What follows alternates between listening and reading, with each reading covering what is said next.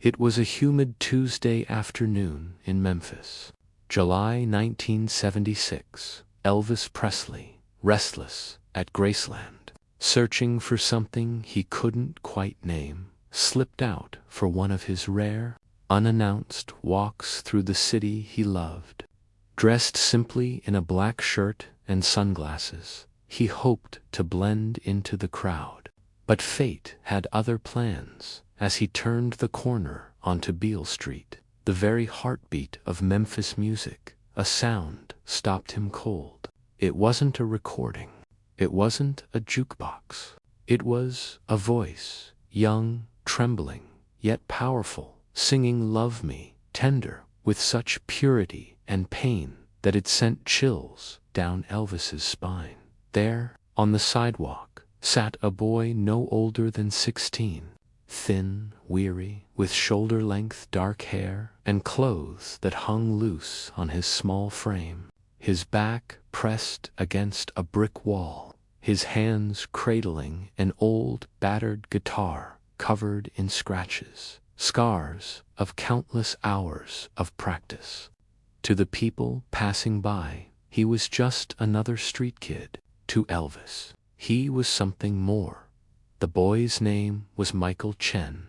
The streets called him Guitar Mike just months earlier. He had aged out of foster care with nowhere to go. Music was all he had left, the one gift that tethered him to hope. Day after day, he sat on that corner, singing for coins, for a sandwich, for survival. But when he sang, the world melted away. Elvis watched silently from the crowd as Michael's voice rose into "Can't Help Falling in Love." Eyes closed, the boy poured every ounce of himself into the song. Elvis felt it deep in his chest. This wasn't mimicry. This wasn't a cover. This was someone who understood the soul of the music, who had lived the pain inside every note. Stepping forward, Elvis pulled out his wallet. He dropped $100 bill into the open guitar case. Michael's eyes flew open, his fingers freezing on the strings. When he looked up, he saw a familiar smile beneath the sunglasses, the face the whole world knew. "Keep playing, son," Elvis said softly. "You've got something special." The boy could barely speak, his hands shaking. Elvis crouched down, meeting him at eye level. "What's your name?" "Michael," he whispered. "Michael Chen." Elvis smiled gently. "You hungry, Michael?" And just like that, a legend reached out his hand to a boy who had almost been forgotten by the world. Over burgers and milkshakes at a small diner, Michael told Elvis everything. The foster homes, the loneliness, the guitar that had saved him. "When I had nothing," Michael said quietly, "your songs saved my life. Love Me Tender. It reminded me that someone out there knew what it felt like to hurt." Elvis listened, remembering his own childhood, the poverty, the isolation, the way music had once been his only escape. He looked at Michael and said, "You know what I hear when you sing. I hear someone who's lived the blues. You can't fake that. You have to feel it." Then Elvis made an offer that would change everything. "I'm going into the studio next week. I want you to come with me, not as backup, not in the background. I want to hear your voice, with proper musicians, proper equipment." Michael stared in disbelief. "You're serious?" "Dead serious," Elvis said. "But you've got to promise me something. No more sleeping on the streets. I know a place where you can stay, good people. Let me help you." 3 days later, Michael walked into Sun's studio, the very place where Elvis had first recorded all those years before.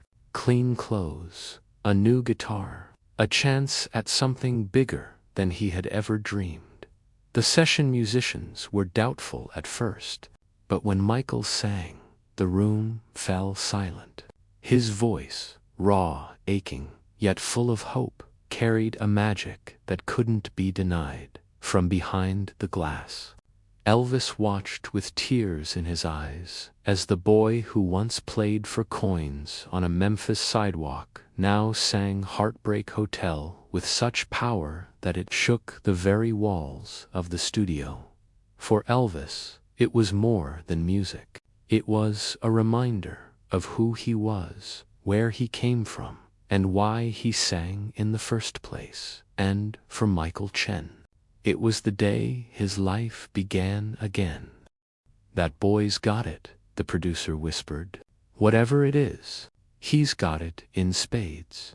During a quiet break in the recording session, Michael looked over at Elvis, hesitant, almost shy. "You know, Mr. Presley," he said softly, "I've been writing some songs too. Nothing fancy. Just things that come to me when I'm playing out on the street." Elvis leaned forward, his eyes full of curiosity. "Let me hear one." Michael cradled his guitar and began to play a song he had written, "Memphis Rain."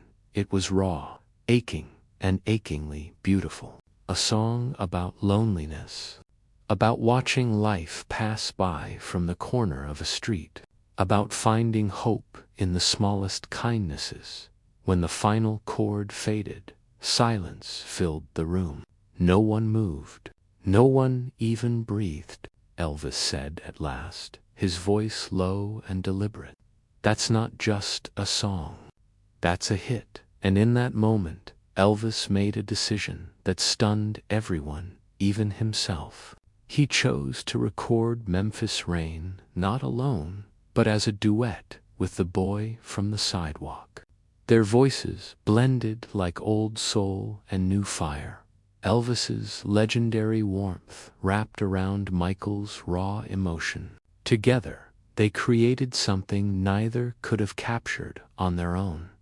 When the session ended, Elvis turned to Michael with unusual seriousness.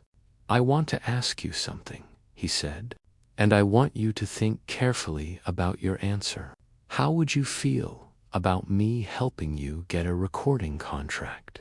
Not as Elvis Presley's protege, but as Michael Chen, the artist." Michael's eyes filled with tears. Just 6 months before, he had been sleeping in doorways, wondering if he'd ever matter to the world. And now, the king of rock and roll was offering him a future he'd never dared to dream. "Why are you doing this for me?" Michael asked, his voice trembling. Elvis was quiet for a long while. Then, with a sincerity that stilled the room, he answered, "Because somebody once did it for me. A man named Sam Phillips took a chance on a poor kid from Tupelo who had nothing but a voice and a dream. And because, when I hear you sing, I'm reminded of why I fell in love with music in the first place." Word of the duet between Elvis Presley and a street musician spread like wildfire, first through Memphis, then across the nation. Memphis Rain became an instant hit, but its impact reached far beyond the charts. It sparked a movement. Musicians began to see the overlooked talent on sidewalks, in subways, at bus stations. The music world was reminded that greatness doesn't always come with a spotlight. Sometimes it's waiting quietly on a street corner, hoping someone will listen. Michael Chen's first solo album debuted at number 3 on the Billboard charts. With his success, he built a foundation to give instruments and lessons to homeless youth, never forgetting where he came from. But through it all, he often returned to that Tuesday afternoon on Beale Street, the day everything changed. "People ask me what it was like to meet Elvis," Michael said in interviews. "But the truth is, it wasn't about meeting a celebrity. It was about one human being recognizing something in another and choosing to help. That's the real magic of that day." At Graceland, years later, Among Elvis's most treasured possessions, a recording was found. A tape of Michael singing "Love Me Tender" on that Memphis sidewalk, secretly captured by one of Elvis's bodyguards. Attached to it was a handwritten note in Elvis's unmistakable scrawl. "This is what music is supposed to sound like, real and from the heart, today." A small plaque rests on Beale Street, marking the spot where Elvis first heard Michael Chen. But the true memorial is larger, a reminder etched into music history that talent can rise from anywhere, and that kindness has the power to change a life forever. Because Elvis Presley could have walked on that day. He could have listened, smiled, and kept going. Instead, he stopped. He listened. He acted. And in doing so, he didn't just change one boy's life. He reminded us all that the greatest magic isn't in fame or fortune. It's in the moment when one soul reaches out to lift another. That is the legacy of Elvis Presley, and that is why his story will never fade.